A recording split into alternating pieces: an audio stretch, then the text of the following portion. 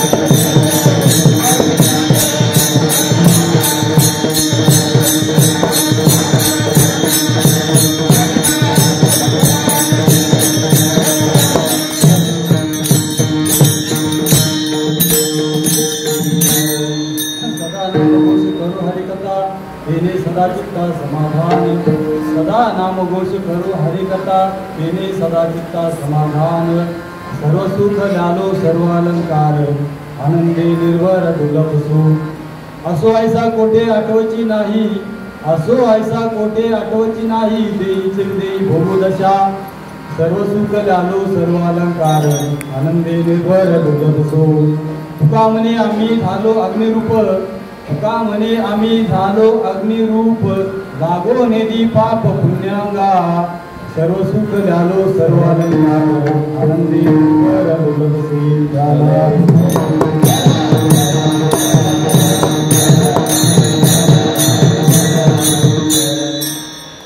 महायोग पीठे तटे भीम रक्षा मोरम पटो कार्य रातो मंदिर समागत चित्तंत मानंद करून परब्रह्मलिंगम पांडुरंग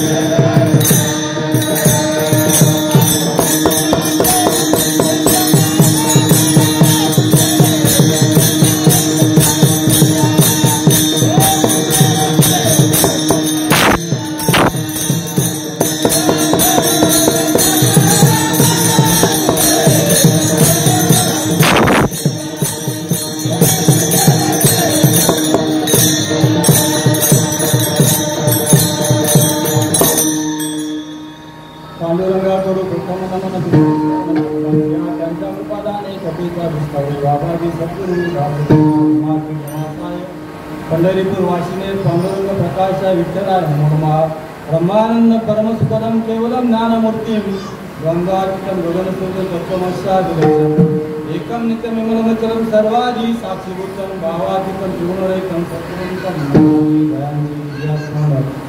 सकल विद्यांचे अधिकरण तेची वंदू श्रीकरणची श्री नमस्कारो मी आता ओम नमो ज्ञानेश्वराय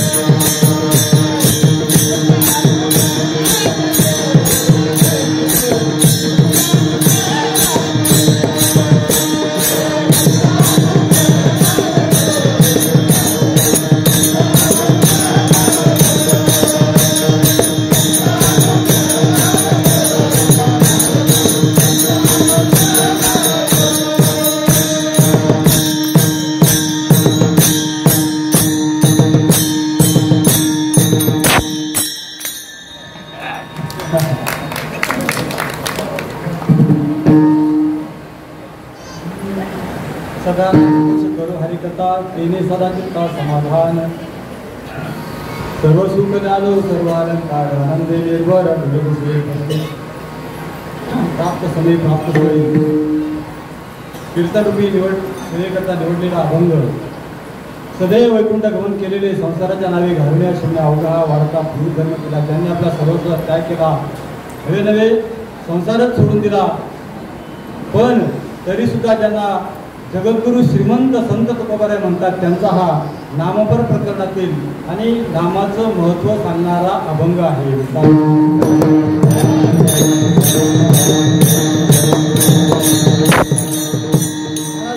सरळ भाषेला सांगतात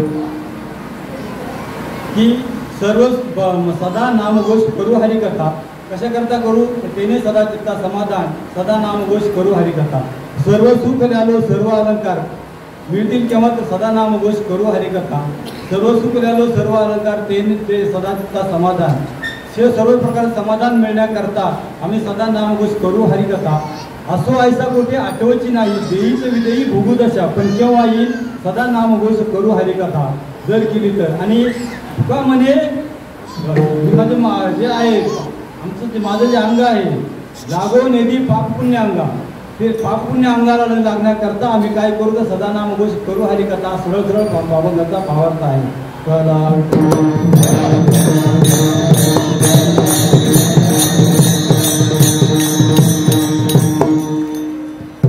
अभंग थोडासा परिचित आहे महाराजांचे अभंग सोपे नाहीत किंवा सरळ नाही ज्यावेळेला त्या अभंगाच्या प्रत्येक शब्दावरती आपण बोट ठेवायला जातो किंवा जे अभ्यास करतात किंवा ज्यांना त्याच्यावरती काहीतरी चिंतन करायचं आहे त्यांना कळते की अभंगामध्ये नक्की काय मर्म भरलेलं आहे कुठल्याही प्रकारचं संतांचं वचन जे आहे ते खूप अवघड आहे माऊलींचं तर काय या अखंड विश्वामध्ये माऊली ज्ञानाचा सागर आहेत असं म्हटलं ते खरोखरच ज्ञानाचा सागर आहे ज्ञानदेव वैष्णव मोठा विठ्ठल नामे मुक्तपेठा आणि त्यांच्या पाठोपाठ वैकुंठ वाटा संत केले असंच माऊलींचं वर्णन केलेलं आहे परंतु माऊलींच्या बाबतीत जर म्हटलं तर माऊलींची कुठेही तक्रार नाही की मला काहीतरी त्रास झाला माऊलींनी त्यांच्या पूर्ण चरित्रामध्ये कुठेही अशा प्रकारचं वर्णन केलं नाही की मला समाजाने काहीतरी त्रास दिला किंवा मला काहीतरी त्रास झालं परंतु माऊलीचं चरित्र माऊली हे नाव काढलं की वारकऱ्याच्या डोळ्यात आसू आल्याशिवाय राहणार नाही असं माऊलींचं चरित्र आहे तर परंतु तसं जर तुकोबारायांचं बघायला गेलं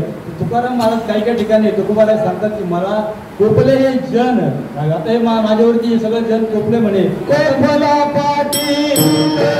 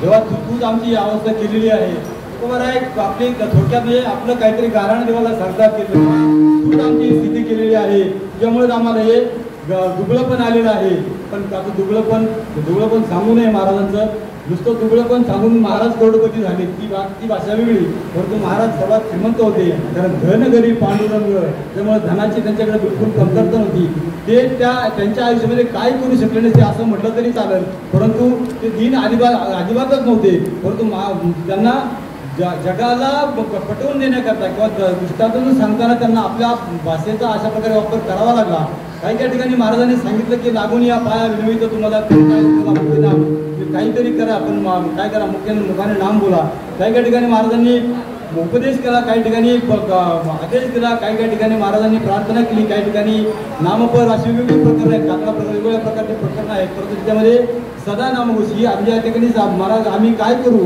तर सदा नामघोष करू. आणि जे समाधानाकरता जग झटलेलं आहे, जे या जगामध्ये प्रत्येक माणूस समाधानाच्या पाठीमागे लागलेला आहे, परंतु ते समाधान मिळत नाही. त्या समाधानाकरता आम्ही काय काय करू याकरता म्हणजे अशा काही अभंग महाराजांनी केलेले आहेत. आता राहिला प्रश्न तो आजचा जो हा सप्ताह आहे, या सप्ताह आपण जो साजरा करतो 36वा सप्ताह 36व्या वर्षामध्ये आपण पदार्पण केलेलं आहे. आज 36 वर्षामध्ये 1997 साली मी पहिलं कीर्तन या ठिकाणी केलं. त्या टायमाला वैकुंठवासी बबन महाराज होले, वैकुंठवासी अंकुश महाराज फडतरे, सीताराम बांगर अशा स्वरूपाची मंडळी या ठिकाणी होती. आणि आमचे ज्येष्ठ गुरुबंधू पांडुरंग महाराज अभ्यंकर, हरिभक्त सद्गुरू भक्तवंत दशरथ महाराज झंजाळ अशा प्रकारची मोठी मोठी मंडळी होती. आणि त्यांनी खरं म्हणजे मला बबनराव होले यांनी सांगितलं की तुम्हाला काय करायचं ते करा, पण तुम्हाला या एक सप्ताहामध्ये तुम्हाला उभं राहायचं आहे, तर तुम्ही तयारी करा. आणि शंकर महाराज वानखेडे वगैरे ही मंडळी या ठिकाणी यायची. आणि या गुणीजनांनी हा सप्ताह चालू केला. 36 वर्षापैकी 27 वर्षाचा मी स्वतः साक्षीदार आहे रामदास महाराजांना धरून. म्हणजे 27 वर्ष आम्ही दोघेही साक्षीदार आहोत. म्हणजे मी या ठिकाणी तेव्हापासून आल्यापासून कुठे नाही मला, कारण मला कुठल्या प्रकारचा बोललं की आपल्याला काय त्याच्यातून देणगी किंवा मानधन घ्यायचं असा उद्देश नाही, परंतु मी 27 कीर्तनं आणि गावची काही कीर्तनं अशा प्रकारे मोजकीच कीर्तनं मी केलेली आहेत. त्यामुळं फक्त एक आहे की आपल्याला काय करायचं आहे. महाराजांचा जो निरोप आहे ना, तो निरोप आपल्याला घरोघरी पोहोचतो. आपल्याला काही कमवायचं नाही आहे तिथे. म्हणजे आपल्याला तो त्या महाराज एका ठिकाणी सांगतात की मला मी तुका म्हणे मध धाडीले मार्गा सोपा सुखरूप. हा जो सोपा मार्ग आहे, सुखरूपाचा मार्ग आहे ना, तो सुखरूपाचा मार्ग करण्याकरता मला मी त्याचा स्वाद घेईल, मी त्याचा अनुभव घेईल, मी त्याचा सर्व घेईल आणि ते जगाला सांगेल असं महाराजांचं म्हणणं आहे.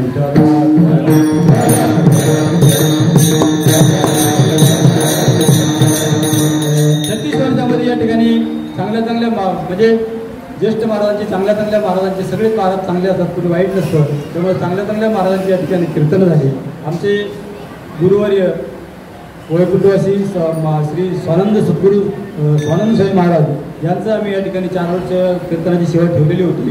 परंतु नंतर बाबांना येईन असं झालं. त्यानंतर बाबांनी सांगितलं की मी काय असं वारंवार म्हणजे मला आता जाता येत नाही किंवा मला थोडी तकलीफ होती, त्यामुळे मी काही येणार नाही. त्यामुळे बाबांच्या जागेवरती या ठिकाणी तुम्ही आता दुसरी अरेंजमेंट करा. आणि मग आम्ही कधी पुढे मग आपले साधारणतः लांबचे कीर्तनकार बोलवता स्थानिक कीर्तनकार बोलवलं. परंतु या ठिकाणी 36 वर्षाचे जर कोणी साक्षीदार असतील तर आमचे परमपूजनीय आदरणीय वंदनीय आणि प्रातस्मरणीय हरिभक्त पारायण निवृत्ती महाराज सदगीर या कार्यक्रमाचे साक्षीदार आहेत. तर निवृत्ती महाराज सदगीर आणि 36च्या 36 कार्यक्रम या ठिकाणी केलेले आहेत. त्यामुळे त्यांना भले काय काय पण आम्ही दोघांना ज्या वेळेला कार्यक्रम करायचा आणि या ठिकाणी साईबाबा संस्थाने ज्या वेळेला सांगितलं की याही वर्षी तुम्ही कार्यक्रम करा, या साईबाबा संस्थांचं खरोखर आपण ऋण मानायला पाहिजे. तर असं व्यासपीठ आपल्याला कोणी निर्माण करून देत नाही. व्यासपीठाचीच महत्त्व असतं. त्यानंतर शेवटी कीर्तनकार किंवा प्रबोधनकार किंवा काही जे आहे ते करण्याकरता आपण इतर ठिकाणावर मदत घेऊ शकतो किंवा बोलू शकतो, परंतु व्यासपीठ हे सहसा मिळत नाही. त्यामुळे व्यासपीठाची निर्मिती करून दिली याबद्दल माननीय श्री बळीरामदादा नैबाळकर यांचे मानावे तेवढे आभार थोडेच आहे. तसंच या समितीचं या वर्तकनगर साई सेवाभावी संस्थेचे जे कोणी असतील, आशिषबाई असतील किंवा त्यांचे चिरंजीव असतील, इतर जे सर्वजण आपल्याला मदत करतात त्यांचं खरोखर मनोमन त्यांचे आभार मानून पुढील पहिला कार्यक्रमाला सुरुवात करूया.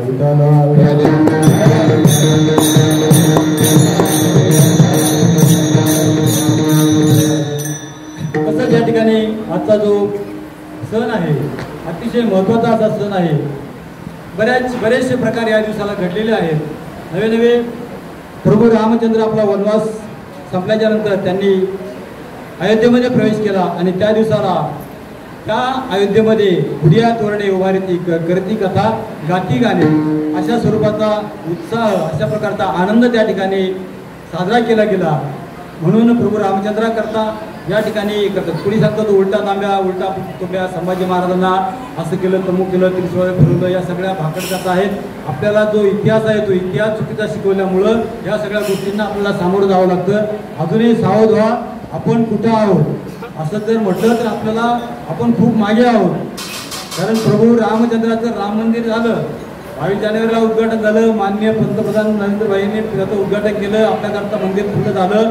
परंतु अजूनही काही वकड बोलतात आम्ही राम मंदिर पाडल्याशिवाय राहणार नाही. आम्ही आमच्या पुढच्या पिढीला सांगू या इथं बाबरी मशीद होती आणि राम मंदिर नव्हतं इथं, हे या लोकांनी बळजबरी पाडून मंदिर बांधलेले असे सांगणारे बोकड या भारतामध्ये आहेत. तो आपल्याला जरा जागा होऊन आपल्याला त्या प्रकारचं वातावरण निर्मिती करावं लागेल. म्हणून हे सप्ताह आयोजित करायला लागतात.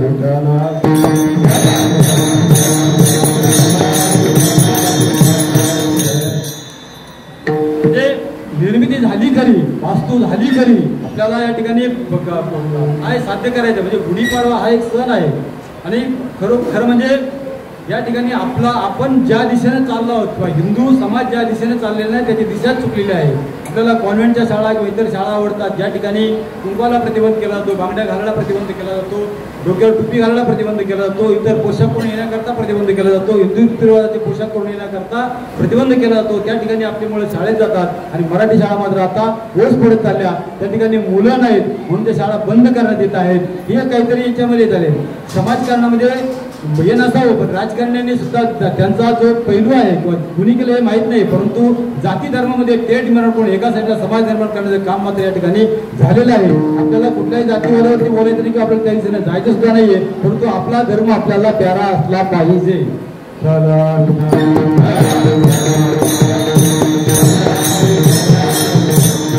प्रत्येक धर्माचं प्रत्येक धर्माच्या माणसाचं आपल्या धर्मावरती प्रेम हे असलंच पाहिजे. ते नसल्यावरती काय परिस्थिती निर्माण होते काश्मीरला जाऊन बघा, त्या ठिकाणी आपल्याला अनुभव येते. म्हणजे त्यासाठी आपल्याला सावध होणं गरजेचं आहे. आणि म्हणून आपल्याला हे सण रीतिरिवाज पाळले पाहिजे, ते साजरे केले पाहिजे. त्याच्याकरता नवीन समाज नवीन तरुण वर्ग तयार झाला पाहिजे. त्या तरुण वर्गाने याच्यामध्ये येऊन एक सामील व्हायला पाहिजे, तर त्या ठिकाणी शोभा येईल. आपल्या याच्यामध्ये काही ठिकाणी आपण आता म्हणजे काही असू तिकडे आता हे जेव्हापासून हे दिन साजरे व्हायला सुरुवात झाली का तेव्हापासून सगळ्याचं वाटोळ झालेलं आहे. तिकडे मराठी भाषा हा काही दिन असतो का?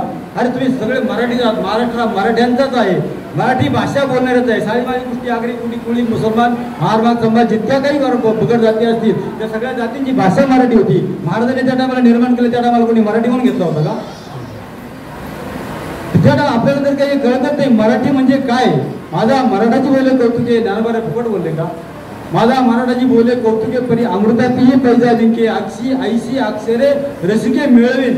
ही मराठी भाषा इतकी सुदृढ आणि समृद्ध आहे ना की त्यांनीच बोलवलंय. परवाशी बोलले अमृत महाराजांचं अमृत महाराज शास्त्रीचं कीर्तन ऐकलं असेल तर खरोखर अमृतवाणी होती. काय भाषेवर प्रभुत्व आहे. एका वाक्याला 7-7 शब्द ते देतात इतकी अमृतवाणी त्या अमृत मुखातून वर्तावेने ऐकतच राहावं. कान पूर्ण भरून जावेत. पुढे काय बोलणार आहेत हे ऐकण्याची आस निर्माण व्हावी असं त्यांचं कीर्तन असते. इतकी मराठी भाषा समृद्ध आहे. तर आणखीन काही आवश्यकताच नाही ना कुठल्या याची घेण्याची किंवा काही घेण्याची. इंग्लिश भाषा शिकू नये असं आपलं बिलकुल नसतं. इंग्रजी शिकलाच पाहिजे. प्राईम मिनिस्टर इतर मोठे मोठे पद होण्याकरता डॉक्टर LLB काय जे असेल ती जेवढी शिक्षण आहे ते शिक्षण घेण्याकरता त्या भाषेची गरज आहे. परंतु आपण आपल्या आईला विसरता कामा नये हे पण त्या ठिकाणी ध्यानात ठेवलं पाहिजे. जेवढी इंग्लिश चांगल्या स्वरूपाची यायला पाहिजे त्याच्यापेक्षा मराठी भाषेवरती प्रभुत्व असलं पाहिजे. भविष्यामध्ये असे की त्यांना मराठीमध्ये बोललेलं काही समजतच नाहीये. आता म्हणजे हा अनुभव मला दुकानामध्ये येतो. 22 बोलले का तो काका किती मग त्याला 22 सांगावं लागतं, मग त्याला कळतं 22 तिकडे. अशी जर परिस्थिती निर्माण झाली जी मराठ्यांची मुलं आहेत त्या मराठ्यांच्या मुलाला जर मराठी अक्षरांचा अर्थ सांगावा लागत असेल तर काय आपल्या जगण्यामध्ये अर्थ आहे तिकडे. कशा करता मग सगळं तिकडे म्हणे माझा महाराष्ट्र. काही दिवसांनी महाराष्ट्राचा मुंबई जाणार नाही. आपण जर अशाच प्रकारे बेसावध राहिलो तर काय आपल्या जीवनामध्ये अर्थ आहे. मेलेले बरे ना तिकडे तुकोबारे फुकट सांगतात का? तुकोबारे काही काही ठिकाणी शिवाय देतात. लांडे हिजडीचे अमुक अशा प्रकारे महाराजांचे शिवाय दिलेले आहेत.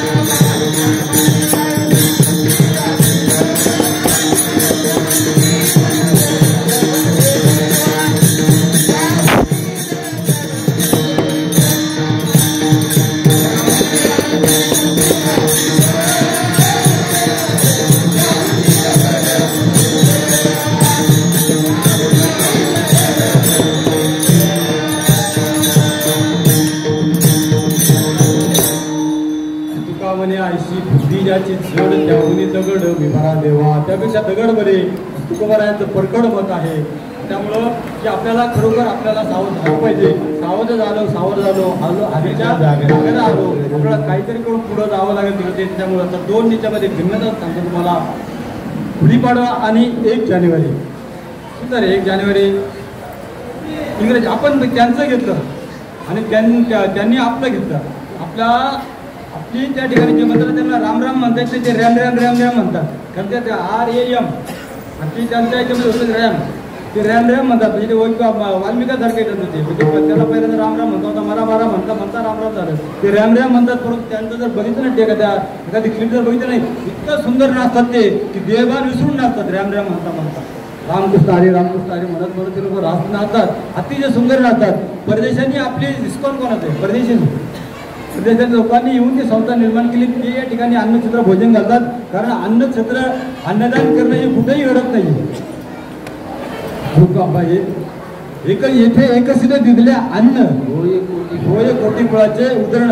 कुठेही अन्नदान केलं तर त्याचं होत नाही, किंवा कोणालाही केलं तर होत नाही. तिकडे ते फुकटच एखाद्याला घातलं, जेवण आला घरून आणि पण म्हटलं बसा जेवायला, मला भूक नाहीये, नाही बसावं जेवायला. विनाकारण जेवण घालून त्या ठिकाणी काय फायदा झाला? काहीच झाला नाही. तसं या ठिकाणी म्हणजे आहे ते म्हणजे आपली संस्कृती आपल्याला पाळली पाहिजे. अन्नदान वगैरे या ज्या दानाची गोष्टी आहेत ह्या करायला लागतील. मतदान करायचं, परंतु पैसे पण मतदान केलं तर फायदा काय त्याचा? आपल्याला काय मिळालं त्याचं? दान आहे ना, ते दान म्हटल्यावरती काय झालं? आपण जी गोष्ट दिली ती दान स्वरूपात केलेली आहे, मग त्याच्याबद्दल मोबदला घ्यायची गरज काय? आणि खरोखर जर पैसे पण मतदान जर आपण करीत असू किंवा करत असाल तर आपल्याला अपेक्षित असणारा आमदार खासदार खरंच निवडून येईल का? तो आपलं चांगलं करेल का? 500 रुपये किमतीनं जर एखाद्याला मत दिलं तर आपल्याला 5 वर्षाकरता तो मानणारा निवडून येणारा माणूस काय आपल्यासाठी करू शकणार आहे? तसं ही स्थिती आहे. त्याच्यामुळे 1 जानेवारी म्हटलं की 1 जानेवारी आणि आजचा आपला जो चैत्र प्रतिपदा आहे, प्रतिपदेला गुढीपाडवा येतो आणि 1 जानेवारीला नवीन वर्ष चालू होतं. ते त्यांचं जे वर्ष असतं ते 31 डिसेंबरला संध्याकाळी 12 वाजता चालू होतं आणि नवीन वर्ष उजाडलं त्यांना 2 तारखेला कळतं. त्याला इंग्रजी नवीन वर्ष असं म्हणतात.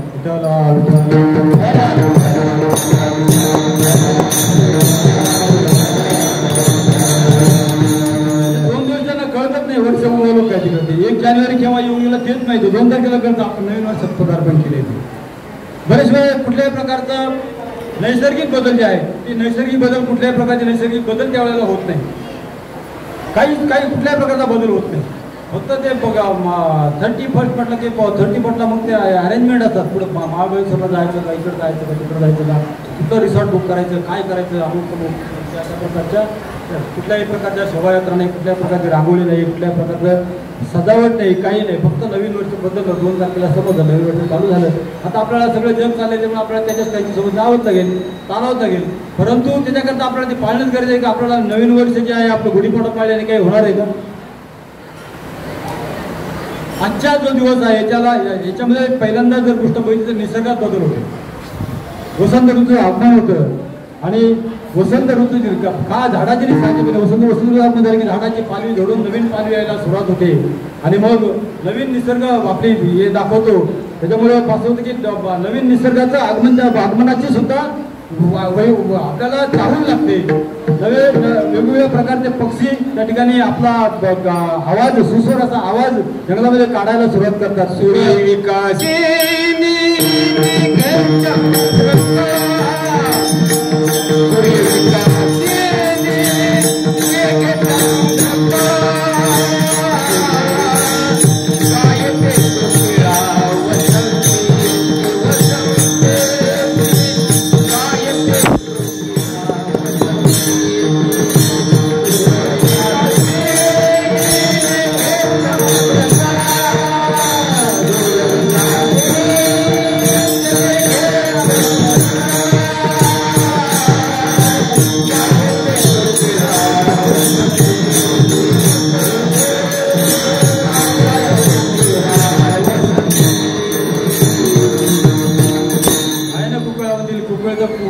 गाणं आपल्याला ऐकायला मिळतं. झाडाचा मोहर बदललेला असतो, आंब्याला पाणी फुटते, आंब्याला मोहर लागतो, नवीन नवीन प्रकारचे आंबे येतात आणि लोक कळतं की आता काहीतरी वातावरण तरी वसंताचे रिझवणे म्हणजे तो निसर्गातला बदल आपल्याला या ठिकाणी पाहायला मिळतो.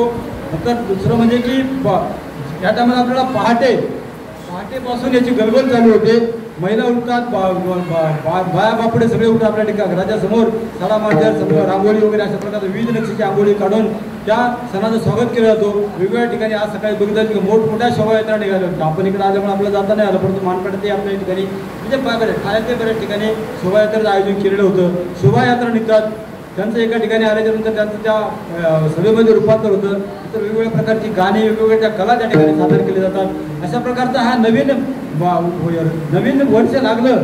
आता यावर्षी आपल्याला 1945 संपलं आणि 46 चालू झालं.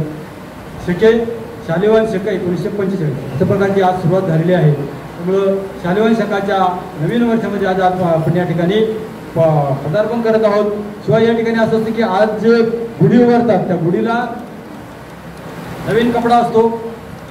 एक तांब्याचा किंवा पितळाचा तांब्या वरती टाकलेला असतो.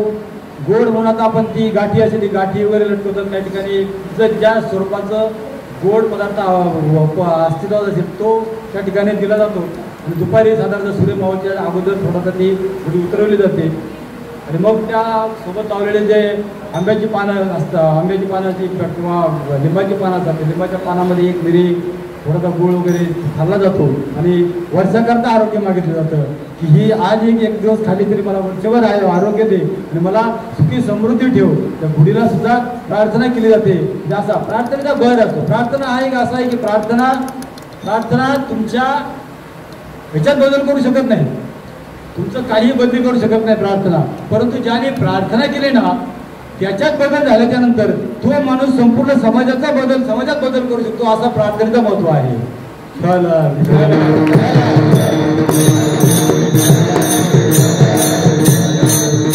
म्हणजे प्रार्थना केली म्हणजे काहीतरी चांगलं मागितलं आणि ते चांगलं मागितलेलं जे आहे त्याच्यामुळे एखाद्याने जर खरोखर प्रार्थना केली आहे त्याच्यामध्ये बदल झाला तर तो दुसऱ्या समाजामध्ये बदल करू शकतो. म्हणून प्रार्थना सुद्धा महत्वाची आहे. अशा प्रकारे या सणाला अतिशय महत्व आपल्या याच्यामध्ये दिलेलं आहे. बरेचवेळा आपल्या म्हणजे महाराष्ट्रामध्ये जे 12 महिने दिलेले आहेत त्या प्रत्येक महिन्याला एक सण आलेले, एक 2 सण आलेले आहेत. परंतु आता कसं की आपण त्या सणाचं महत्व किंवा friendship day, Valentine day, mother day, father day, Marathi राज्यभाषा दिन वगैरे असे सगळे डे आल्यामुळं काय झाले की आपण आपले जे अस्तित्व असणारे सुंदर सण आहेत त्या सणांचं महत्त्व कमी व्हायला लागलं. आणि हीच त्यावेळेला इंग्रज इथं आले, त्यांनी 150 वर्ष राज्य केलं. परंतु त्याच्याकरता त्यांनी 30 वर्ष इथलं जे तुमच्या राज्यावरती, तुमच्या भाषेवरती, तुमच्या असणाऱ्या ज्या संस्कृती आहे त्या संस्कृतीचं प्रेम पहिलं त्यांनी नष्ट केलं. त्याच्याकरता त्यांनी 30 वर्ष पहिले घालवले. इथल्या समाजातल्या माणसांचं परिवर्तन झाल्याच्या नंतर त्यांच्या संस्कृतीवरती, त्यांच्या राज्यावरती, त्यांच्या असणाऱ्या माणसावरची दृष्टी नजर कमी झाल्याच्या नंतर त्यांनी एक प्रांत घ्यायला सुरुवात केली आणि मग थोडापुढे सुरुवात केली. तेव्हापासून ही गद्दारी चालूच आहे.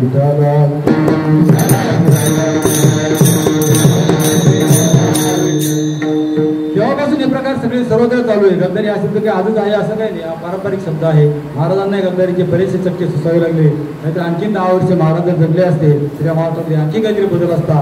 शंभूराजाबद्दल जो इतिहास सांगितला गेला की दारू पित होते, ते अमुक करत होते, ते त्यांचं सगळं वाईट चरित्र पहिल्यांदा सांगितलं. परंतु मी जेव्हा 8वी 9वीला गेलो त्या टायमाला छावा वाचला. संभाजी महाराजांची जी पुस्तकं वाचल्यानंतर कळलं की अरे आपल्याला काय शिकवतात. आज संपूर्ण इतिहासामध्ये सगळी पानं कमी झाली, धडे कमी झाले. शिक्षण मंत्री आहेच कोण, त्याच्यामध्ये एक पान ठेवले छत्रपती शिवाजी महाराजांचे चरित्र सांगण्याकरता. एका पानामध्ये छत्रपतीचं चरित्र. म्हणजे आपल्याला खरोखर काय अपेक्षित आहे आणि शंभू महाराजांचं चरित्र काय ते काय केलं त्याचं काही कळतच नाही तिकडं. ते खरोखर म्हणजे अवघड गोष्ट आहे.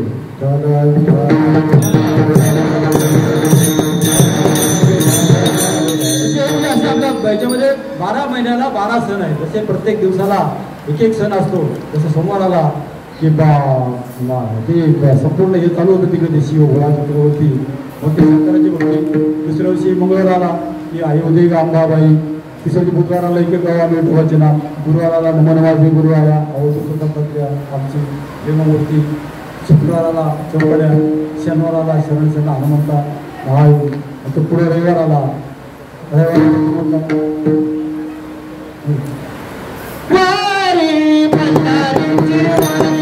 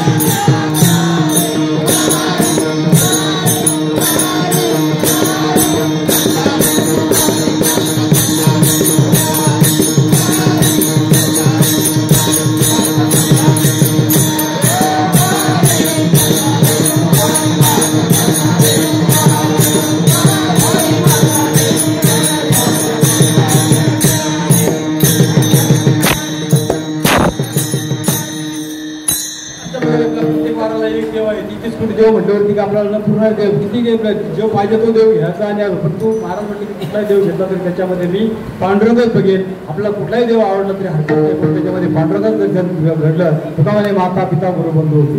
त्या प्रकारे मला ज्या ज्या ठिकाणी गेलं मला सगळ्या ठिकाणी पांडुरंगच दिसतो. त्यामुळे प्रत्येक चैत्रामध्ये सुद्धा चैत्र म्हटलं की पहिला जो दिवस आहे प्रतिपदेला गुढीपाडवा साजरा केला जातो. त्यानंतर रामनवमी झाले, रामराज्य काय काही म्हणजे सर्व प्रकारचे याच्यामध्ये गेलं.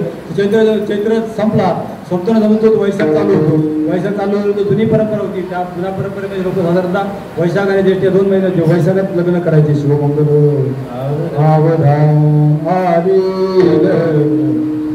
समीप नवरा नवरदेव म्हटलं की ते काय विचारायला नको तिकडे सगळे झालेला तिकडे. मग त्या नवर काहीतरी आता थोडंफार परिवर्तन तरी झालंय त्याच्यामध्ये. तिकडे ते डीजे वाजू फार लोकांनी माणसं मारली.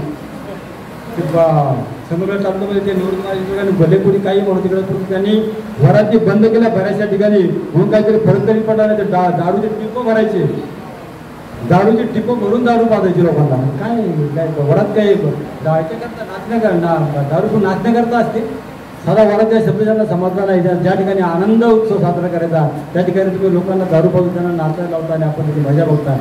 होईल प्रकारे हा असं वैशाख होता की ज्येष्ठ आला की वट सावित्रीची पौर्णिमा ज्याची विटंबना सर्व लोकांनी केली. काहीतरी म्हटले ते 7 जन्म हात पती मिळू दे. काय त्या बाईनं त्या श्रीनगर असं मागणं मागितलं काय वावगं काय असं तिकडे वावगं काय. याच त्याचे वेगवेगळे अर्थ काढले लोकांनी. काहीतरी बऱ्याचशा ठिकाणी लोकांनी काहीतरी वेगवेगळे अर्थ काढलेले तिकडे.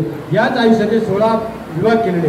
बारीआटी शान 12 असे करून 16 विभाग केलेले.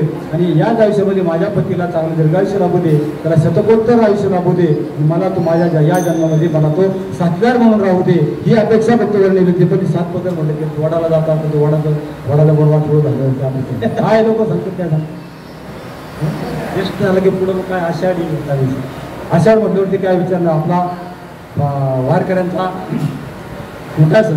पंढरपूरच्या वाटेला सगळे वारकरी निघालेले असतात.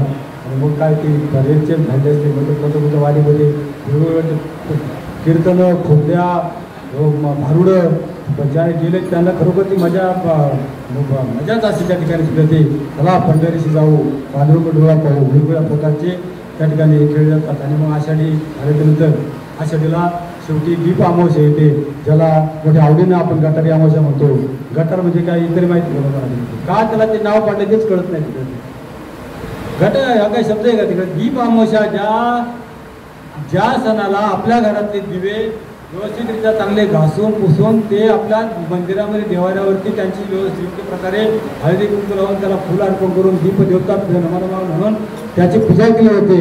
आणि हे दीपदेवता मला आमच्या घराला सुखसमृद्धी धनधान्य वृत्ती लाभू दे.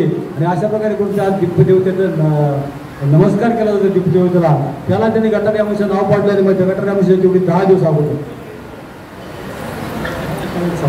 आषाढ झाला की श्रावण म्हटल्यावरती काय श्रावणात तर मोठी सर्वात पवित्र महिना देवाने सांगितले की हा सर्वात पवित्र महिना आहे. मग ते वर्षभर दारू पिणारे दारू बंद करतात. श्रावणामध्ये मग त्याची ती नाटकं चालू होतात. तिकडे ते कुठे गणपतीला फुल पडलं की मग त्या दिवशी चालू होणार. तिकडे काय फुल पडलं ते चालू होतं काही कळत काय तिकडे. ते श्रावणामध्ये भगवान श्रीकृष्णाचा जन्म होतो. आता परत आपण त्या ठिकाणी आलो की राम आणि श्रीकृष्ण दोघांमध्ये बघा ते एक दुपारी 12 वाजता जन्माला आलं, एक रात्री 12 वाजता जन्माला आला. कृष्ण गोकुळी जन्माला, भक्ता आनंद वर्तला. राम जन्माला आले, लोकांना आनंद झाला. कितीतरी त्या ठिकाणी पुडिया तोडणी वगैरे ती गाती कथा गाती गाणे वगैरे वगैरे. आणि मग काय कृष्णाचं हे झाल्याच्या नंतर पुढं पवित्र असा रक्षाबंधनाचा सरळ त्याला नारळी पौर्णिमा असं म्हटलं जातं. आणि त्याला त्याच्या अगोदर काहीतरी तो एक फ्रेंडशिप डे येतो म्हणून त्या रक्षाबंधनाचं पवित्र असं महत्व आहे. ते महत्व निघून गेलं ना, असं काय करतो माहिती. फ्रेंडशिप डे म्हटल्यावरती त्या फ्रेंडशिप डेला खरंच पवित्र आहेत ते बांधणारे. ह्याच्यामध्ये करणारे जे आहेत ते खरोखर पवित्र आहेत का, त्यांच्यामध्ये जे हे रक्षाबंधनाला जे रक्षा बांधली होते त्याच्यामध्ये मग काहीतरी उद्देश असतो. भावाला ती राखी ज्याच्या हातात बांधते तो भाऊ बनतो आणि त्या भावाला घेणे माझं तू रक्षण कर अशा प्रकारची ती एक अशी इतिहासामध्ये सुद्धा आला होती घेतलेला त्या राखीमध्ये त्याला त्या ठिकाणी त्यांना परत जावं लागलं. अशा प्रकारची रक्षाबंधनाची पवित्र अशी कथा आहे. त्या कथेचं सगळं हे करून टाकलं आणि त्या फ्रेंडशिप डे व्हॅलेंटाईन डेच्या नादामध्ये लोक पूर्ण बोलून गेली. व्हॅलेंटाईन डेला यावर्षी 22 करोड रुपये महाराष्ट्रात धंदा झाला. महाराष्ट्रात निवड पॅकिंग आणि हे पार्सल व्हिजिट ग्रीटिंग कार्ड वगैरे याच्यामध्ये एवढा धंदा झाला निवड मुंबईमध्ये. इतर याच्यामध्ये किती आणि कुठे जायला जर गेलं ना आपल्या भीती वाटते. म्हणजे दोन्ही असे गळ्यात हात धरून बसलेला असतात, काय मोकळे बसतात. व्हॅलेंटाईन डे फ्रेंडशिप डे तिकडे नालायकपणा म्हटलं तिला नालायकपणाला काही कळत असतो पाहिजे. त्यांना आपण काय काय सांगू शकतो, बोलू शकतो आपण तिकडे. फ्रेंडशिप डेला जर कोणी असं नटून धरून चाललं तर बापू की कुठेतरी माझी माय बहीण आहे. आणि याच्यामध्ये तिकडे एकच महाराष्ट्रामध्ये एकच राजा असा जन्माला आला की त्याच्यानंतर परत असा राजा असे राजे जन्माला आले नाहीत की ज्यांच्यामध्ये ज्यांच्या पूर्ण हयातीमध्ये बाई नाचवली गेली नाही. बाकीच्या सगळे मुघल जेवढे त्या मुघलांच्या ह्याच्यामध्ये उदयमानाचं फुकट वाटवलं झालं का. त्याला जर त्या ठिकाणी बाया नाचत असत्या उदयबान तेवढं गाडू पण सगळे टाईट होतं. आणि तीच संधी तानाजी मालुसरेने घेऊन त्या ठिकाणी कोंडाणा घेतला. म्हणजे अशा प्रकारे केवढे आपल्याकडे किती पवित्र सण आहे असं आपल्याला बघायचं. ते श्रावण पुढं लगेच भाद्रपद आला. भाद्रपद म्हटलं की काय लंबीला गणपती माऊली सारगा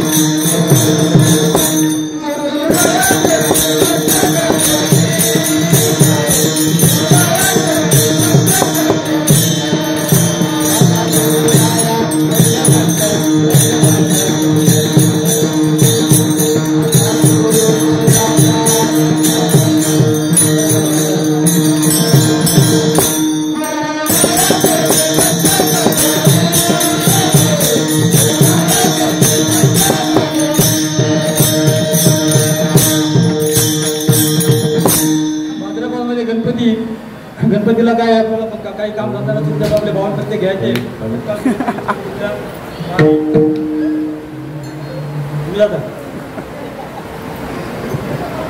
विटंबना नाही कसं बापला काय बघायचं आपल्याला त्यात काय घेणं देणं नाही. बाकीचं कोण काय करते हे काय गणपती बसले म्हणजे काय प्रत्येक ठिकाणी भाव मला साधारण एक छोटंच उदाहरण सांगायचे. 52 पत्ते त्यांना एकाने प्रश्न विचारला असतात. त्यात काय थोडच्या लोक प्रश्न विचारण्यामध्ये चांगले हुशार असतात. आपलं काय मराठी बोलायचं ते हुशार असतात.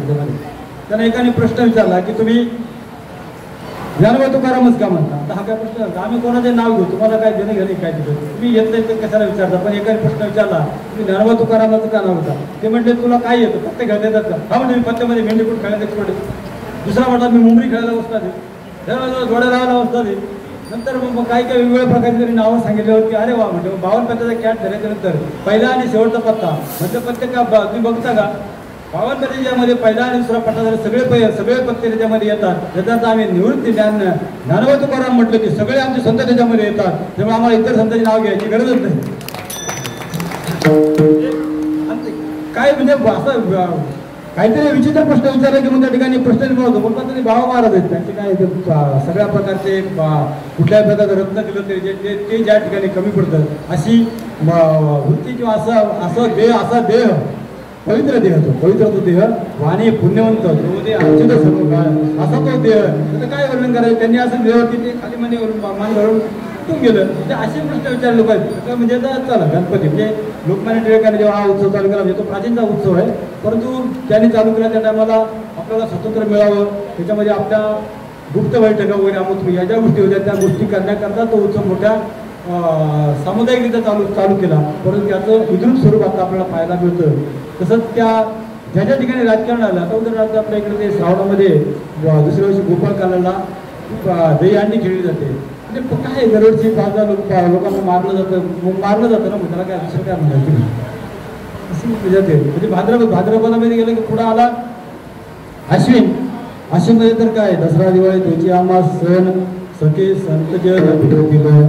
त्या ठिकाणी तर दिवाळी आणि दसरा हे जे निश्चित आहे की ज्या ठिकाणी आपल्या घरामध्ये वारकरी आला इतर किंवा याचे जे लोक आले तर ती आमच्याकरता दैवत आहेत, त्यांचं आम्ही पूजन करू. दसरा दिवाळी तुझे आम्हा सण, त्याच्यामुळे ते दसरा दिवाळी त्याच्यानंतर आला अश्विन कार्तिक म्हटल्यावरती त्या ठिकाणी भाऊबीज पुढे जाते. अश्विन याच्यामध्ये भाऊबीज पुढे जाते.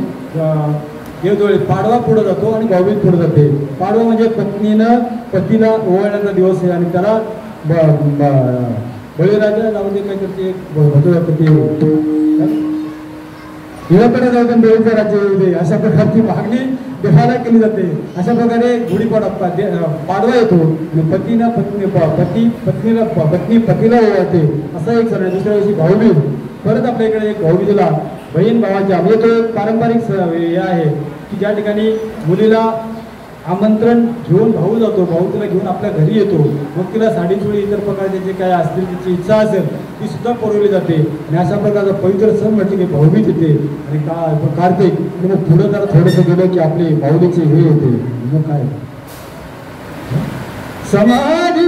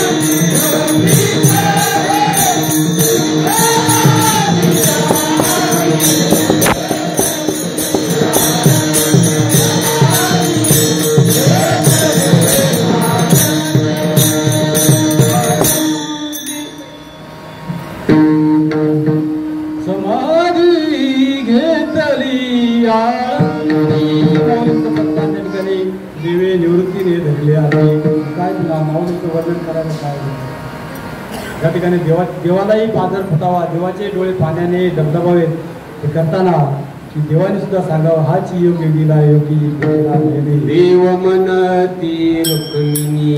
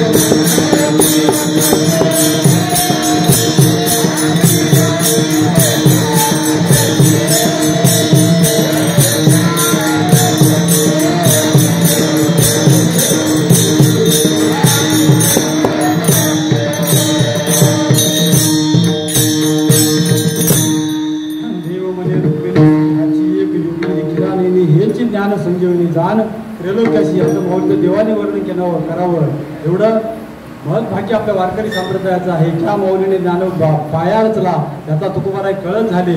केवढा म्हणजे संप्रदाय एक विशिष्ट संरचनेतून जाणारा संप्रदाय. हा प्रकारे अरे येरागबळ्याचं काम नाही या ठिकाणी. त्या संप्रदायामध्ये संप्रदाय आहे.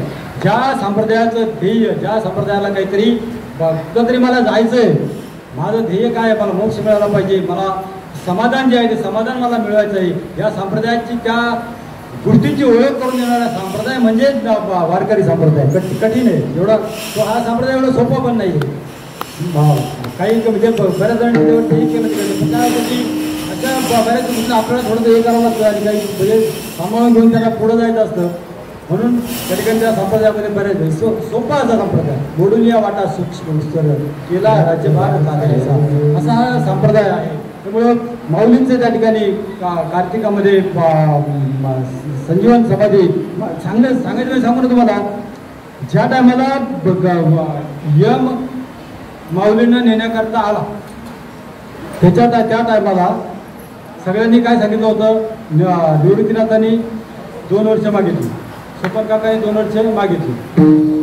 नंतर मुक्ताबाईने त्या यमाकडे डोळे वटारले. असं काय करतो मी, तू डोळे वटारली होती, यम परत आलाच नाही. संजीवन समाधी आजही ज्ञानोबा आहेत आहेत आहेत.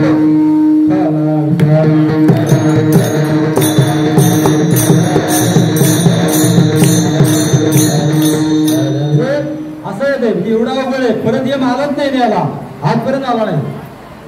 म्हणून असं म्हटलं जातं की जोपर्यंत चंद्र सूर्य आहे तोपर्यंत नाही, जोपर्यंत ज्ञानदेव तुकाराम ही नावं संत सज्जनांची नावं या परिसरावर घेतली जाताना तोपर्यंत चंद्र सूर्य ही ज्या दिवशी बंद करते ना त्या दिवशी चंद्र सूर्य सुद्धा नाही. असं आहे. म्हणजे असा एवढा मोठा वारकरी संप्रदायाचा बिळखा या ठिकाणी पडलेला आहे.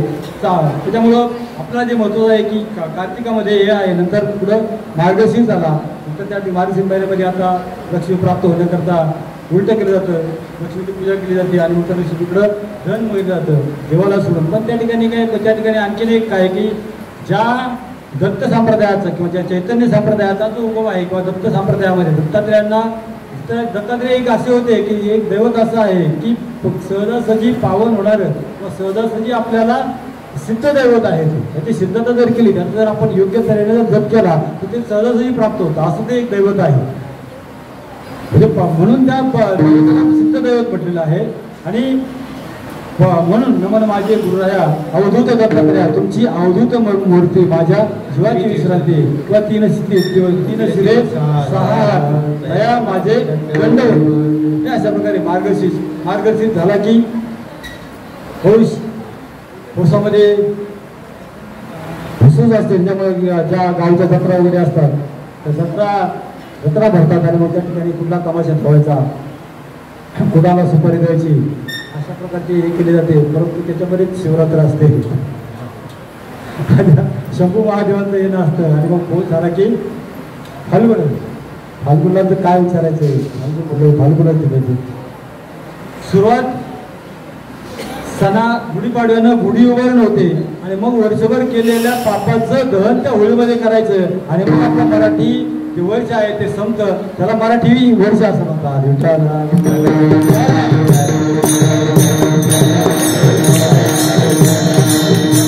त्या ठिकाणी तुकोबारायांचं निर्वाण वगैरे या ज्या गोष्टी आहेत ते त्या फाल्गुनामध्ये होतात. आणि अशा प्रकारे मग त्या संपूर्ण जे नववर्ष आहे त्या नववर्षाचा मराठी वर्ष जे आहे त्या मराठी वर्षाचा असा इतिहास पवित्र आणि पावन असं हे मराठी वर्ष. आता आपण आपल्या अभंगाच्या अभंग बोलूया की जे महाराजांनी आपला आता जो अभंग आहे सेविकता निवडलेला आहे तो सदा नामघोष करो हरिकथा देणे सदा चित्ता समाधान. या पृथ्वी तलावरती या भूतलावरती बऱ्याच प्रकारचे पशु आणि झाडं सुद्धा जिवंत आहेत. त्याला जर का कुऱ्हाडीनं मारलं तर त्याच्यातून रस खाली पडतो किंवा जर का त्याला मूळ जाऊन ते हिरवं होतं त्याच्यामध्ये सुद्धा संवेदना आहेत. दगडाला सुद्धा संवेदना आहे. म्हणजे चेतन अचेतन जड वस्तू ज्या आहेत त्या प्रत्येक वस्तूला या ठिकाणी किंमत आहे. आणि त्या किमतीमध्ये या ठिकाणी काही फक्त जे आहे की त्यांना बुद्धी दिली तो बुद्धिरूपी मानव या ठिकाणी शेवटी देवाने जन्माला घातला.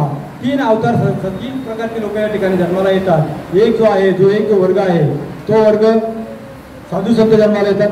दुसरा जो वर्ग आहे देवाला आणावं लागतं. आणि तिसरा जो आहे माणसाच्या बद्दल त्याला किंमतच नाही म्हटलं तरी चालेल. देवाला आणावं लागतं.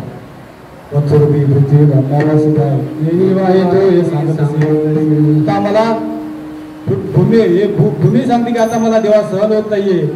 या ठिकाणी असुर मारलेले राक्षसाने अकांड तांडव केलेला आहे. म्हणून देवा तुम्ही काय करा, आता अवतार धारण करा आणि माझी या हातातून सुटका करा.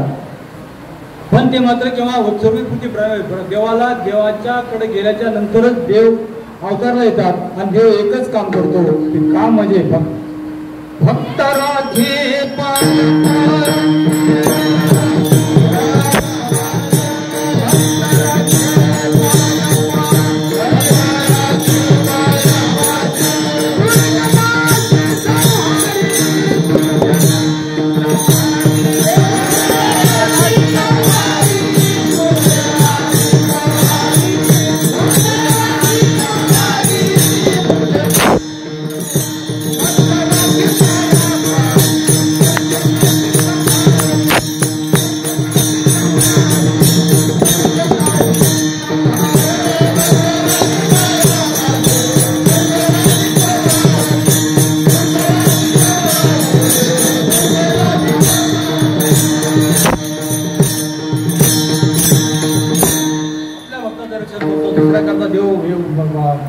काही केलं तरी देव दुसऱ्याचं कार्य करीत नाही. काहीतरी भक्ताला की पायापाशी दुर्जनाची संवारी अशा परित्राणाय साधुना विनाशाय मिश्र धर्म संस्थापनार्थाय संभवानी अवतारला येतो. परंतु मला आमंत्रण निमंत्रण आल्याशिवाय येतो. पण त्याच्यावर दुसरा जो वर्ग आहे संत वर्ग ते मात्र आपण होऊन येतात म्हटलं तरी चालेल. नवे नवे ते म्हणतात की आम्ही अवतारला आलो होते याचसाठी आलो, धर्माचे पालन करणे पाखंड खंडन याकरता आम्ही येतो. किंवा इथे उपकार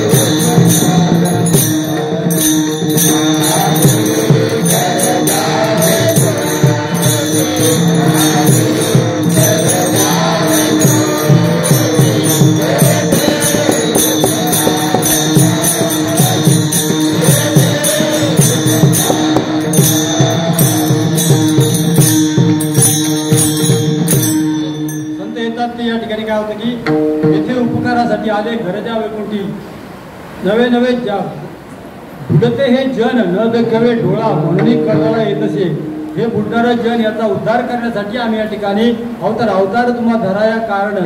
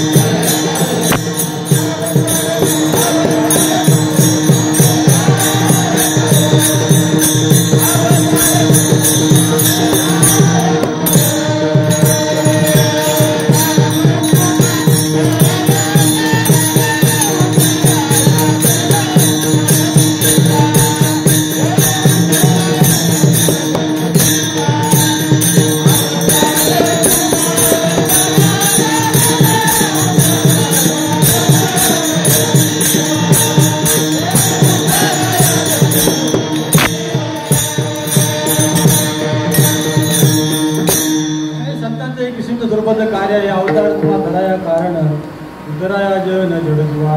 ते संतांना एक विशिष्ट प्रकारचं कार्य असतं आणि मनुष्य या ठिकाणी पुन्हा जन्माला येतो, परंतु त्याचं काय कार्य असं आहे? का मनुष्य जन्माला येतो? पापपुण्य करून जन्मा येतो प्राणी. आल्याच्या नंतर जर कर्म चुकलं तर परत जन्म किंवा त्याला त्या ठिकाणी जर आपली सर्व निश्चित कर्म जर विहित स्वरूपामध्ये करता नाही आली तर जडभरत राजा हरणी गर्भा गेला. घालतो घातला वासने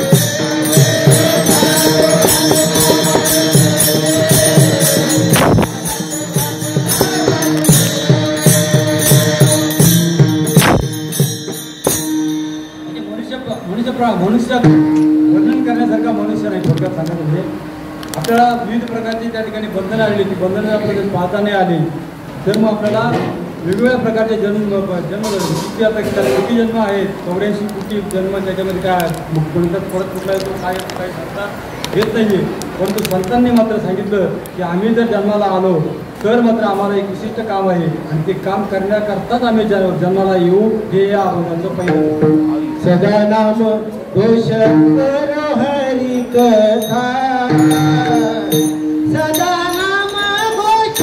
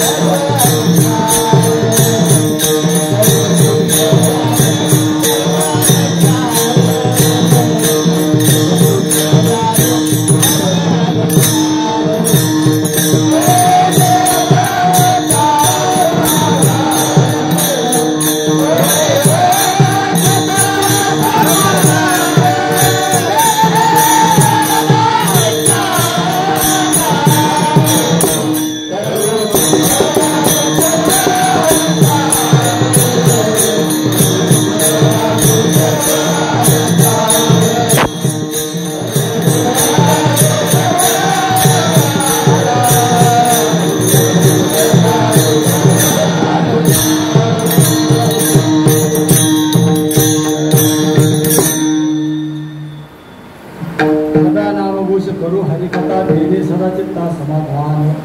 सर्व सुख सदा नाम घोष सदा करू म्हणजे हे नाही खंडित नाही. आता एका हे खूप विसर्जन करण्यासारखा सदा म्हटलं की म्हणजे सदा नाम घोष आपण कदा करतो म्हणून आपल्यावरती ही परिस्थिती आहे की सदा नाम घोष करत होते म्हणून त्यांना समाधान मिळत होतं. आणि ते समाधान हा एक विशिष्ट प्रकार असते. समाधान आणि आनंद या दोन शब्दांमधला फरक आपल्याला कळला ना तर आपल्याला समाधान या शब्दाचं काय नक्की महत्व आहे ते कळते.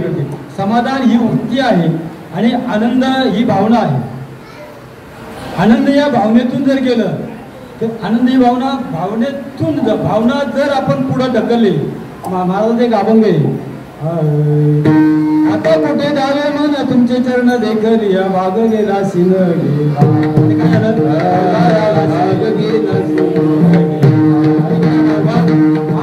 त्यांनी त्यांची जी भावना आहे ती भावना प्रगट केली आणि सांगितलं की अवघा आनंद झाला खरा पण समाधान नाही झालं. या ठिकाणी म्हणतात की सदा नामघोष करू हरिकथा.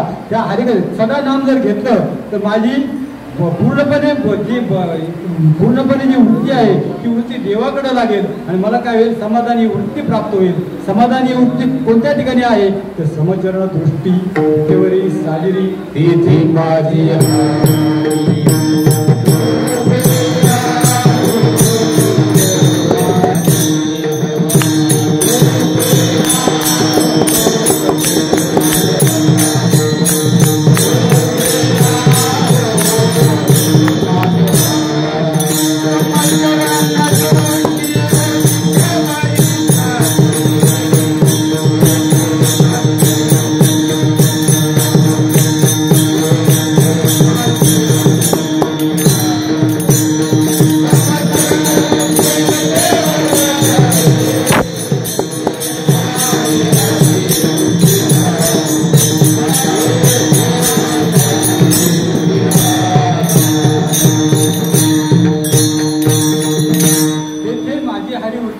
त्या ठिकाणी जर माझी वृत्ती राहिली तर ते निखळ समाधानाचे समाधान मला मिळेल.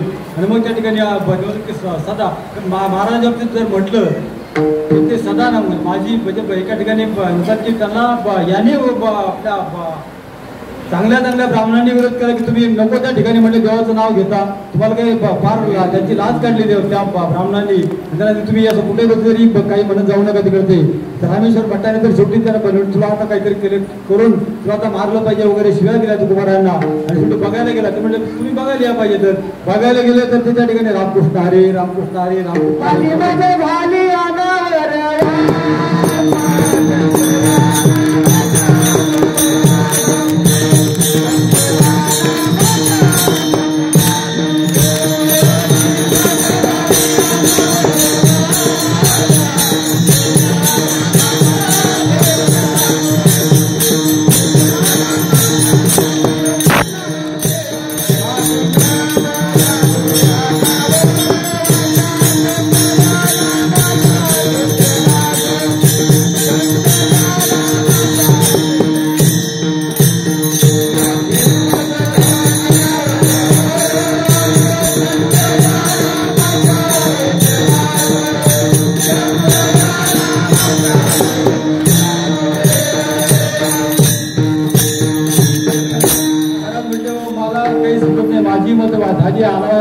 छंद या नामाचा घेतला ते नामाच्या छंदामुळे मलाच कळत नाही मी काय करतो ते. त्याच्यामुळं तुम्ही किती विरोध केला तर त्या रामेश्वर भट्टाने हात धरले होते असे आणि हात धरले होते रामेश्वर भट्ट आपला ओरडत चालला घेऊन त्यांना तुला समजतं का काही करता येतं का शेवटी त्याच्यातच हे जे होतं ते त्याच्या शरीरामध्ये गेलं. रामेश्वर भट्टाचे तो रामेश्वर भट्टच म्हणायला लागला रामकृष्ण हरी रामकृष्ण हरी रामकृष्ण हरी. रामेश्वर भट्टून हे काय झालं मला काय माहित काय झालं ते तिकडे. मला माझी वाचा अनावर झाली छंद या नामाचा घेतल्यामुळे मला मी जे करत होतो मी सदा नामघोष करू हरिकथा. सदा नाम हे सदा घेतलं होतं आणि कथा कधी केली होती. कथा काय दररोज नसते की आता कधी आपण ज्ञानेश्वरीवरती कथा सांगतो कधी भागवत कथा सांगते कथा केव्हा होते पण नामघोष महाराजांना अपेक्षित आहे की सदा नामघोष करू हरिकथा. त्याने सदा चित्ता समाधान असे थोडासा फोड केला तर समाधी अधन असा करतो थोडासा विग्रह होतो. मग ज्या वेळेला चित्ताचं समाधान जर त्या अधनाचा जर हे झाला तर त्या ठिकाणी जे निव्वळ बाहेर पडतं त्याला समाधान असं म्हणतात आणि ते समाधान आपल्याला मिळावं. आता जो आपण समाधान आपल्याला प्राप्त झाल्याच्या नंतर एखाद्या माणसाकडे करोडो रुपये आहे आपल्याला सर्व प्रकारचं सुख विकत सुख नाही आपल्याला सर्व गोष्टी विकत घेता येतील.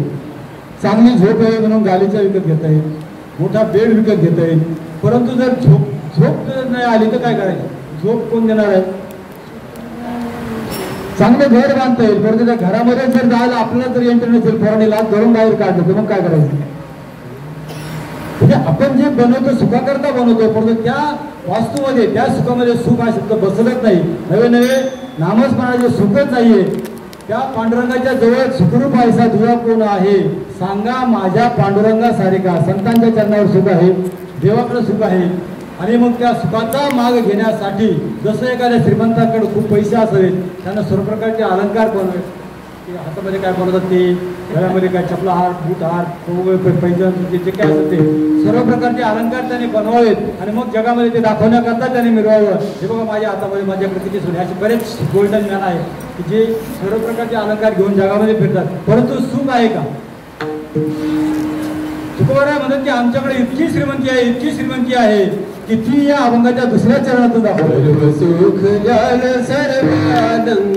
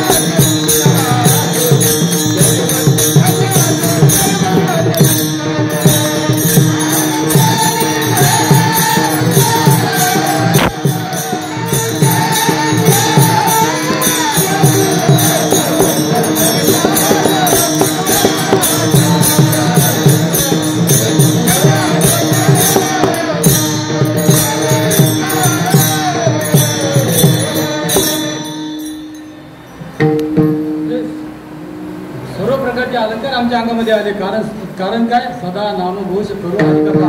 त्यामुळे आम्ही जे प्राप्त करायचं होतं ते सर्व आम्ही प्राप्त केलं आणि आनंदे निर्भर डुलत होते.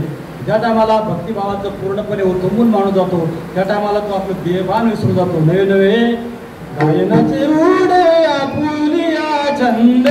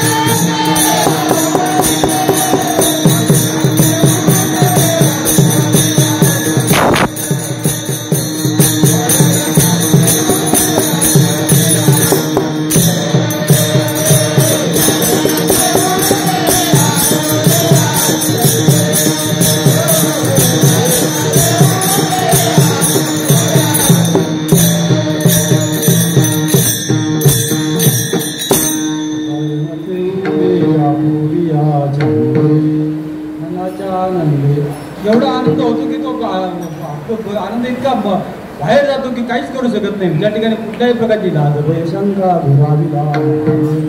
यापुरते साधन नाही आता अशी स्थिती तयार होते.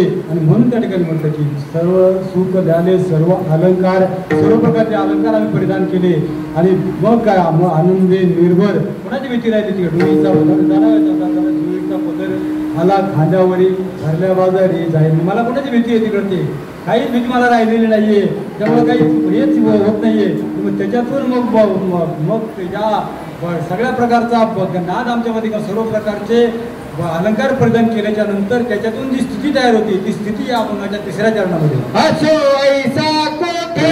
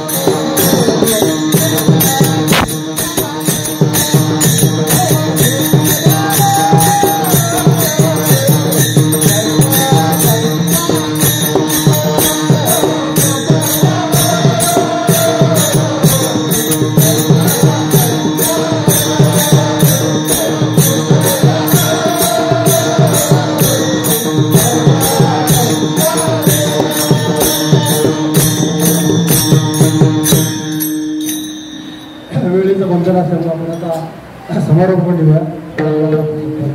या ठिकाणी असं आहे की सदा नामघोष केल्यामुळे या ठिकाणी बऱ्याचशा जणांनी सदा नामघोष केला. जनाबाईने केला, चकोबारायांनी केला. नवे नवे पाहते पांडव अखंड वनवासी परित्या देवाशी आठवते. देवाने जेव्हा आपल्या आत्याला विचारलं की तुला नंतर काय पाहिजे की म्हणजे मला काही नको, मला गरीब नको, काही नको, मला दुःखच दे माझ्या आयुष्यामध्ये जेणेकरून मला तुझी आठवण होईल. त्यासाठी मला दुःख दे, मला सुख गुढी देऊ नको, अशी त्या खऱ्या भक्तांची आवड असते की जे आपल्याकरता दुःख मागतात. म्हणजे मी थोडक्यात सांगायचं म्हटलं की ते आपल्या सदा नामघोष करू हरिकथा, सदा नामघोष आपल्या हातून घडो, सर्वांच्या हातून घडो. इथं उपस्थित सर्वजण हरिश्चंद्र सोळंकी उदार अंतकरणातून ते हरिश्चंद्र म्हटले होते की राजा हरिश्चंद्र किती उदार होते, संत उदार उदार आनंद भांडार, आनंदाचं भांडार त्याने खरोखर होते. महाराज भेट आहे खरोखर. ही मंडळी जी आहे ना, हे ठाण्यातली काही मंडळी ही कुठं गेलेली नाही, याने यांच्या स्वतःचं तयार केलेलं आहे. ते हरिश्चंद्र महाराज सोळंकी ते स्वतः उपस्थित राहिले. बाकीचे आपले मानजी महाराज आव्हाड महाराज आमचे गाडगे साहेब, काही काही पोलीस दलातले लोक ही जागी आम्हाला माहिती आहे असं म्हणतात. आणि साहेब टाळ घेऊन उभे राहतात, कौतुक करण्यासारखं आहे त्यांचं. त्याच्यामध्ये पांडुरंग महाराज आता आमचे महाराज आता कीर्तन करायला लागलेले. आम्हाला त्यावेळेस एवढा आनंद झाला, काही काय असे ना तो होईल तो. परंतु आम्हाला दशरथ महाराजांच्या पाठीमागं वैकुंठवासी दशरथ महाराजांच्या पाठीमागं आम्ही त्याला उभं बघितल्यावरती आम्हाला मनोमन आनंद झाला. आमचे पुढे करूया काय करायचे. नंतर इतर जे काही शेट्टे महाराज असतील, आमचे मंदिराचे पुजारी ढवळे महाराज, मालपुटे महाराज, आपले विनेकरी बाबा निवृत्ती महाराज आणि इतर जे काय केले मुरली महाराज शिंदे, परत शिंदे महाराज, दिलीप शिंदे महाराज, गाडेकर महाराज जर गावावरून ते म्हणजे तुमच्या कर्तव्य म्हणून मी 8 दिवशी जेवण बसतो. शिंदे महाराज, पाखरे महाराज आणि ज्या माझ्या माता भगिनी आपण सर्व उपस्थित राहिला. प्रभू तुम्ही महिन्याच्या मूर्ती केली ती बडबड काय वाकडे का नेट देऊ झाले, परंतु बोललो आपण सर्वांनी मोठ्या अंतकरणाने ती सेवा घ्यावी, सादर करून घ्यावी. तिकडे ते मृदुंगमणी बाळूदादा डोंगरे महाराज आवडतो त्यांना वाढ करत यायची, पण ती वेळेत आले तेव्हा महाराजांचे अभिनंदन. आम्हाला अमोल महाराजांचं मोठं सहकार्य असल्या ठिकाणी काही काय करतो आम्हाला काही अडचण आली आम्हाला एकच पर्याय असतो अमोल महाराज किंवा त्याच्याकडे आम्ही मदत मागतो मला ती दारीजवळ जायचा प्रयत्न करतोय परंतु दारीजवळ जाताच आलं नाही आज काय केलं ते जेवण त्यांनी ऐकलं असेल आता बघूया पुढं काय होते ते परंतु हे करते बाबा महाराज डोंगरे ते काय म्हणतात पप्पाच्या पाडी तो कीर्तन करला कसं काय पाडीन पप्पाच्या कीर्तन करता मला काय कळतच नाही तिकडे नाही संबंध इकडे त्यांच्या नुसते थाकत माणूस वाचायला लागतो पाडीन कसं काय तिकडे त्यासाठी कौतुक करायचं त्यांचा आपल्या माझ्याकरता म्हणजे मी त्यांच्यासमोर काहीच नाही तरी मोठ्याला चांगल्या अमृत स्वामी महाराजांचं कीर्तन त्यांच्या याच्यातून वाणीतून निघतं मृदुंग ताल म्हणे मृदुंग म्हणे विशारद म्हणे ज्या काही सगळ्या उपाय त्या तुम्हाला कळपडते पण खरंच भाग्यवान आहात तुम्ही या सेवेमध्ये तुम्ही तुमचा हातभार लावता तुमचं कौतुक करायचं होतं बाकी सर्वांचं स्वतःही आता तुम्ही सेवा करूया शेवटचं एकदा भैरव घेऊया विठोबा